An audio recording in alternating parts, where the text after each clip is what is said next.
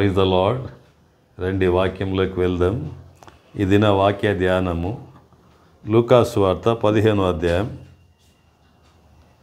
8-10 వరకు. ఏ స్త్రీకైనను 10 వెండి నాణ్యములుండగా వాటిలో ఒక నాణ్యము పోగొట్టుకుంటే ఆమె దీపము వెలిగించి ఇల్లు ఊడ్చి అది దొరకు వరకు జాగ్రత్తగా వెదకదా? అది దొరికినప్పుడు తన చెలికత్తెలను పొరుగువారిని పిలిచి, నాతో కూడా సంతోషించుడి, నేను పోగొట్టుకునే నాణ్యము దొరికిందని వారితో చెప్పును గదా. అటువలే మారు మనసు పొందు ఒక పాపి విషయమై దేవుని దూతల ఎదుట సంతోషము కలుగునని మీతో చెప్పుచున్నాను. చదవబడిన వాక్యంలో ఈ దినం మనం ధ్యానించే అంశం ఏమనగా పోగొట్టుకున్న నాణ్యం, లాస్ట్ ఆఫ్ కాయిన్. లూకాసు వార్త 15వ అధ్యాయంలో నుంచి ఆఖరి వరకు చూస్తే 3 విషయాలు ఉంటున్నాయి. తప్పిపోయిన గొర్రె, తప్పిపోయిన నాణ్యము, తప్పిపోయిన కుమారుడు. తప్పిపోయిన గొర్రె అది ఎక్కడ తప్పిపోయినా అక్కడుండి అది అరుస్తూ ఉంటుంది. అది వెళ్ళిన మార్గం అంతట్లో అది తప్పిపోయినప్పుడు అది అరుస్తుంది. కనుక కాపరి దాన్ని వెతుక్కుంటూ దాన్ని మళ్ళీ తెచ్చుకుంటాడు. తప్పిపోయిన కుమారుడు బుద్ధి వస్తే, వాడు తప్పు చేశానని జ్ఞానము, బుద్ధి, తెలివి వచ్చినప్పుడు వాడు తిరిగి తండ్రి వద్దకు వస్తాడు. కానీ నాణ్యము అది శబ్దం చేయదు, దానికి జ్ఞానం ఉండదు. అది ఎక్కడ పడుతుందో, అది ఎంత దూరంలో పడుతుందో, ఎక్కడ పడుతుందో అక్కడే ఉంటుంది. కనుక ఈ తప్పిపోయిన నాణ్యాన్ని పోగొట్టుకున్న వాళ్ళే వెతకాలి. ఎవరు పోగొట్టుకుంటారో వాళ్ళు వెతకాలి. అయితే ఇక్కడ వాక్యంలో మనం చూసినట్లయితే దేవునిలారా, కాయిన్ అనేది అది 10 వెండి నాణ్యములు అని ఇక్కడ రాయబడింది. ఒక వెండి నాణ్యము ఆ దినాల్లో ఒక రోజు కూలి, అంటే ఒక దేనారం, దాని విలువ ఒక దేనారము. ఆ దినాల్లో దాని విలువ ఒక దిన జీతం. తర్వాత అది వెండిది, అది విలువైనది. మూడవదిగా 10 వెండి నాణ్యాల్లో 1 పోగొట్టుకున్నది. అయితే ఆ దినాల్లో యూదుల యొక్క వివాహ యొక్క ఆచారంలో పెళ్లి కుమారుడు పెళ్లి కుమార్తెకి ఇచ్చే ఒక గొలుసు, ఒక హారం. ఇంకా దాంట్లో 10 వెండి నాణ్యాలు ఉంటున్నాయి. 10 వెండి నాణ్యాలు దేవుని వాక్యంలో గమనించినట్లయితే దేనికి సాదృశ్యంగా ఉంటుందంటే 10 ఆజ్ఞలకు సాదృశ్యంగా ఉంటుంది. దేవుడు కూడా ఇజ్రాయేలుకు 10 ఆజ్ఞలు ఇచ్చాడు. ఏ ఆజ్ఞ మీరినా, ఏ ఆజ్ఞ తప్పిపోయినా దేవుని దృష్టిలో దోషులుగా కనబడతారు. ఆ విధంగానే ఆ దినం యూదులలో వారికి ఇచ్చిన ఆ వెండి నాణ్యంలో 1 వెండి నాణ్యము, 1 ఆజ్ఞ పోగొట్టుకున్న అది పెళ్లి కుమారుని దృష్టిలో ఆమె అయోగ్యురాలు. కనుక అది ఒక అవమానము, ఒక బాధకరమైన విషయం. పెళ్లి సమయంలో, వివాహ సమయంలో పెళ్లి కుమారుడు వచ్చినప్పుడు ఆమె దగ్గర 10 వెండి నాణ్యాలు ఉండాలి, 10 ఆజ్ఞలు కలిగి ఉండాలి. అయితే ఈ దినాలు 2 ఆజ్ఞలే మనము కొత్త నిబంధనలు చూస్తున్నాం. ఆ దినాల్లో 10 ఆజ్ఞలు దేవుడు వారికి ఇచ్చినటువంటి భాగ్యం. అయితే దేవుడులారా, గమనించాల్సింది, ఆమె పోగొట్టుకున్న హారము అది 1 పోగొట్టుకుంటే అది వెతికి ఇల్లంతా ఊడ్చి వెలిగించి దీపం వెలిగించి అది దొరికించుకున్నట్లు వాక్యంలో చూస్తున్నాం. ఇందులో 3 విషయాలు ఈ మధ్యాహ్న కాలం గమనించాలి. ఏమనగా 1 సరి చేసుకుంది, 2వది సంతోషం పొందుకుంది, 3వది సాక్ష్యం ఇస్తుంది. దేవునికి మహిమ కలుగును గాక. లూకాసు వార్త 15వ అధ్యాయం 8వ వచనంలో మళ్ళీ గమనించండి. లూకాసు వార్త 15:8 8వ వచనంలో అది ఆ, దొరికించుకున్నది ఆమె. వెండి నాణ్యము పోగొట్టుకున్నది. ఆమెకు అర్థమైంది, పోగొట్టుకున్నాను సత్యం అర్థమైంది. అంటే పోయినది తిరిగి సంపాదించుకోవాలి, సరి చేసుకుంటున్నది ఆమె. 9 నాణ్యాలతో కాదు కానీ 10 నాణ్యాలతో ఆమె హారం ఉండాలని ఆమె ఇష్టపడుతున్నది. అంటే ఏదైతే పోగొట్టుకున్నదో అది సంపాదించుకోవడం, సరి చేసుకోవడము ఆమె జీవితంలో గమనిస్తున్నాం. కనుక ఎలా చేసిందంటే, ఒక దీపం వెలిగించి చీపురు తీసుకొని జాగ్రత్తగా అంతా వెతికింది. అది దొరికేంత వరకు వెతికింది. దేవునికి మహిమ కలుగును గాక. ఇక పోగొట్టుకోవడం అనేది తెలుసుకోవాల్సిన అవసరం ఎంత అయినా ఉన్నది. మన జీవితంలో విలువైనటువంటి మనం పోగొట్టుకున్న ఆత్మీయ జీవితము, పరిశుద్ధ జీవితము, నీతివంతమైన జీవితం మనం పోగొట్టుకుంటే దాన్ని ఎక్కడ పోగొట్టుకున్నాం, ఎక్కడ పడిపోతున్నాం, ఎందుకు పడిపోతున్నాం, ఎలా పడిపోతున్నాం, అది మనము అడ్జస్ట్ చేసుకోకూడదు కానీ రియలైజేషన్ కావాలి. దాన్ని గ్రహించాలి, తెలుసుకోవాలి. అది తెలుసుకొని దాన్ని మనము తిరిగి సంపాదించుకోవాలి. ఒక స్కూల్లో ఒక టీచర్ ఉన్నాడంటే ఆ క్లాస్లో ఉన్న స్టూడెంట్స్ ఎవరు క్లెవర్స్, ఎవరు తెలివైన వాళ్ళు, ఎవరు ఆవరేజ్గా ఉన్నారు, ఎవరు డల్స్గా ఉన్నారు, అడే మంచిగా క్లెవర్గా బాగా చదవగలిగిన వాళ్ళు ఎవరు, అంతంత చదివే వాళ్ళు ఎవరు, మొద్దులుగా ఎవరు ఉంటున్నారు అన్నది టీచర్కు తెలుసు.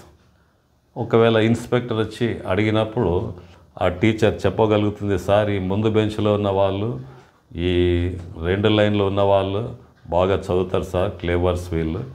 2వ లైన్ 3, 4 లైన్లో ఉన్న మధ్యలో ఉన్న వాళ్ళు ప్రభా సార్ వాళ్ళకు నేర్పిస్తున్నాము. లాస్ట్లో ఉన్న వాళ్ళు డల్ సార్, వాళ్ళు సరిగా చదవరు కనుక వాళ్ళకు ప్రైవేట్ క్లాస్, వాళ్ళకు ప్రత్యేకమైన శ్రద్ధ తీసుకొని వాళ్ళను స్టూడెంట్స్ వారికి పాస్ అయ్యేటట్లు మేము ప్రయత్నం చేస్తున్నాం సార్ అని చెప్పగలుగుతుంది. అంటే ఆ టీచర్ ఇన్స్పెక్టర్కు లెక్క అప్పచెప్పాలి. అదేవిధంగా ఒక హాస్పిటల్ ఉందంటే హాస్పిటల్లో నర్స్ ఇన్ఛార్జ్ ఉన్న వార్డ్ ఇన్ఛార్జ్గా ఉన్న నర్సు ఆమెకు ఆ పేషెంట్లు గురి తెలుస్తుంది. ఎవరు డిశ్చార్జ్ అవుతున్నారు, ఎవరికి ఇంకా లాంగ్ ట్రీట్మెంట్ ఇవ్వాలి, ఎవరికి ఆపరేషన్ చేయాలి అన్నది నర్సుకి తెలుస్తుంది. ఒకవేళ అధికారులు వచ్చి అడిగినప్పుడు ఆమె లెక్క అప్పగిస్తుంది. అదేవిధంగా ఇంట్లో పిల్లల విషయం తల్లిదండ్రుల యొక్క బాధ్యత అవుతున్నది. పిల్లలు ఆత్మీయంగా ఎక్కడ పడిపోతున్నారు, పిల్లలు దేవునిలో ఎదగకుండా ఏ అలవాట్లకు, చెడు అలవాట్లకు, దేనికి బానిసలు అవుతున్నారు, ఏ విధంగా వాళ్ళు పాడైపోతున్నారో అది ఎవరికి తెలుస్తుందంటే తల్లిదండ్రులకు తెలుస్తుంది. ఇది తండ్రి బాధ్యత ఎక్కువగా ఉంటున్నది. కనుక తండ్రి దేవునికి లెక్క అప్పచెప్పాలి, తల్లి దేవునికి పిల్లల విషయం లెక్క అప్పచెప్పాలి, జాగ్రత్తగా గమనించాలి. ఇంకా గమనించినట్లయితే సంఘంలో పాస్టర్ బాధ్యత. ఒక పాస్టర్కు సంఘంలో ఎవరు ఎలా ఉన్నారు, ఎవరికి ఏ ఆత్మీయ అవసరం, ఆత్మీయ ఆహారం అవసరం, ఎవరిని వాక్యం చేత బలపరచాలి, ఎవరిని పడిపోయిన విలువైన జీవితాన్ని కోల్పోయారు వాళ్ళ విలువైన వ్యక్తులుగా మార్చడానికి పాస్టర్ యొక్క బాధ్యత. దేవునికి లెక్క అప్పచెప్పాల్సింది కూడా దైవజనుని బాధ్యత ఉంటున్నది. కనుక పాస్టర్ ఎలా సంఘాన్ని సిద్ధపరుస్తాడంటే ప్రకటన గ్రంథం 21:23 చూసినట్లయితే గొర్రెపిల్లయే వారికి దీపమై ఉన్నాడు అంటాడు. గొర్రెపిల్లయే వారికి దీపమై ఉంటున్నాడు. కనుక గొర్రెపిల్ల ఎవరంటే యేసు ప్రభు. గొర్రెపిల్ల ఎవరంటే వాక్యం. కనుక సంఘాన్ని కానీ కుటుంబం వారి పిల్లల్ని కానీ ఆత్మీయంగా బలపడడానికి, దేవునిలో బలపడడానికి, పరిశుద్ధులుగా నీతిమంతులుగా జీవించడానికి, సమాజానికి, కుటుంబానికి, సంఘానికి, దేశానికి ప్రయోజనకరమైనటువంటి విశ్వాసులుగా తీర్చిదిద్దడానికి దైవజనుడు పాస్టర్ వాక్యం ద్వారా సరి చేస్తాడు, వాక్యం ద్వారా దిద్దుబాటు చేస్తాడు. ఆ సంఘం కూడా, విశ్వాసులు కూడా అలాంటి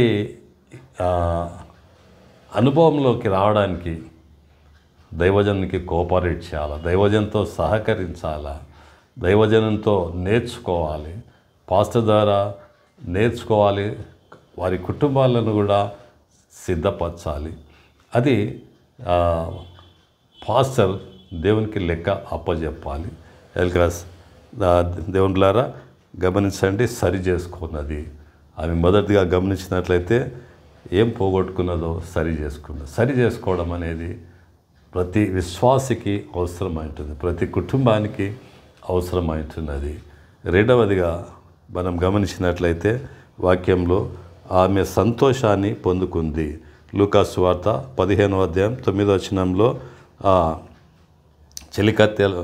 చెలికత్తెలను పొరుగువారిని పిలిచి నాతో కూడా సంతోషించుడి, నేను పోగొట్టుకున్నది నాకు దొరికినదని వారితో చెప్పును కదా. ఆమె వెలిగించి ఊడ్చి ఆ కాయిన్ దొరికినప్పుడు, ఆ నాణ్యం దొరికినప్పుడు ఆమె సంతోషంగా ఏం చేస్తుందంటే ఇంటింటికి పరిగెత్తుకుంటా పోయి చెప్తా ఉన్నది. ప్రతి ఇంటికి తలుపు కొట్టి వాళ్ళు తలుపు తీసినప్పుడు అక్క, అన్న, తమ్ముడు, చెల్లి, నేను ఏదైతే పోగొట్టుకున్నానో దాన్ని నేను తిరిగి సంపాదించుకున్నా అని ఆ సంతోషాన్ని ఆమె ఇతరులకు తెలియజేస్తూ ఉన్నది. ఇక్కడ మనం గమనించాల్సిన సత్యం, సంతోషం అనేది ఏమిటా సంతోషం అని గమనిస్తే దేవులారా, అది నిజమైన సంతోషం, రక్షణానందమై ఉంటున్నది. రక్షణానందం. మన రక్షణానందం ఇవ్వడానికి యేసు ప్రభు ఆయన శిలువలో మరణించాడు. చేతుల్లో మేకులు, కాళ్ళలో మేకులు, తలలో ముళ్ళ కిరీటం, శరీరం అంతా కూడా దెబ్బలు, చీల్చబట్టకు ఆయన శరీరం అప్పగించుకున్నాడు. ఆయన చీల్చబడ్డానికి ఆయన శరీరం అప్పగించుకున్నాడు, రక్తం ధారపోసాడు, ఆయన సమాధి చేయబడి తిరిగి లేచాడు. ఆయన సజీవుడు. దేవుడు లోకమును ఎంతో ప్రేమించెను, కాగా ఆయన తన అద్వితీయ కుమారుని అందు విశ్వాసం ఉంచు ప్రతివాడు నశింపక నిత్య జీవం పొందడానికి యేసు ప్రభు ఆయన సిలువలో బలి అయ్యాడు. దేవుడు యేసయ్య చేసిన నేరం ఏంటంటే పాపిని ప్రేమించడం, మనల్ని ప్రేమించడం. ఆయన చేసిన నేరం అదే. ఇంత గొప్ప దేవుడు మనం కలిగి ఉన్నాం కనుక ఆయన ద్వారా మన ప్రతి పాపము క్షమించబడి ప్రతి శాపం నుంచి విడుదల పొందుకొని దేవుని బిడ్డలంగా ఈ లోకంలో జీవించడానికి దేవుళ్ళారా వాక్యం సెలవుస్తుంది. నిజమైన సంతోషం ప్రభు ద్వారా వస్తుంది. పోగొట్టుకున్న డబ్బు సంపాదించుకోవచ్చు, పోగొట్టుకున్న హోదా సంపాదించుకోవచ్చు, పోగొట్టుకున్న ఆస్తి సంపాదించుకోవచ్చు, పోగొట్టుకున్నది కొన్ని సంపాదించుకోవచ్చు. కానీ పోగొట్టుకున్న సంతోషం మనం సంపాదించాలంటే అది కష్టం ద్వారా, కష్టార్జితం ద్వారా, శ్రమ ద్వారా రాదు. అది కేవలం యేసు ప్రభు ద్వారానే వస్తుంది. ఆయన దగ్గరకు వస్తేనే, ఆయన దగ్గర మన పాపంలో మనం క్షమాపణ అడిగి ఆ ప్రభువును ఆ రక్షణానందం పొందుకుంటే అది నిజమైన సంతోషం అవుతున్నది. యోహాను లూకా సువార్త 15:10 మనం గమనించినట్లయితే అటువలే మారు మనసు పొందు ఒక పాపి విషయమై దేవుని దూతల ఎదుట సంతోషము కలుగునని మీతో చెప్పుచున్నాను నేను. కనుక ఈ లోకంలో కాదు ఇది. ఈ సంతోషం ఈ లోకంలో మాత్రమే కాదు, బంధువులు స్నేహితుల మధ్యనే కాదు, సంఘంలోనే కాదు. వాక్యం ఏం సెలవుస్తుందంటే దేవుని దూతల ఎదుట కూడా ఈ సంతోషం మనం చూపించుకోగలం. ఎంత గొప్ప భాగ్యము, ఎంత గొప్ప ధన్యత దేవుని ద్వారా యేసు ప్రభు ద్వారా మనం పొందుకుంటున్నాం. అపోస్తుల కార్యం కీర్తనలు 16:11 ఆయన సన్నిధిలో సంపూర్ణ సంతోషము కలదు.